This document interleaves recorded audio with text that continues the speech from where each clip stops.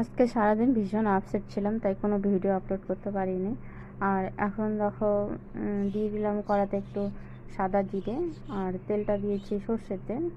তো একটু সামান্য পরিমাণ হলুদ আমি তেলের মধ্যে দিয়ে দিলাম, যাতে এই যে সবজির মধ্যে জলটা থাকে সবজি উনুনে দেওয়ার সাথে সাথে ছিটকাবে না। তো এইভাবে নাড়াচাড়া করে বেশ কিছুক্ষণ আমি পুঁইয়ের ডগা পাতাগুলোকে আমি সুন্দর করে ভেজে নিচ্ছি।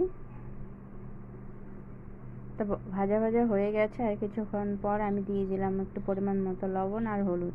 লবণ আর হলুদটা দিয়ে আমি আর বেশ কিছুক্ষণ ধরে নাড়াচাড়া করে নেব, এতে করে যে পুঁই শাকের কিছু কিছু শক্ত ডগা থাকে সেটা নরম হয়ে যাবে আর খেতেও ভীষণ ভালো লাগে। আর এখন দিয়ে দিলাম দেখো পেস্ট করে রাখা আদা জিরা, যেহেতু নিরামিষ বানাচ্ছি, আর একটু কাঁচা লঙ্কা আছে পেস্ট করা, দিয়ে দিব একটু নাড়াচাড়া করে একটু পরিমাণ মতো জল দিয়ে দিব।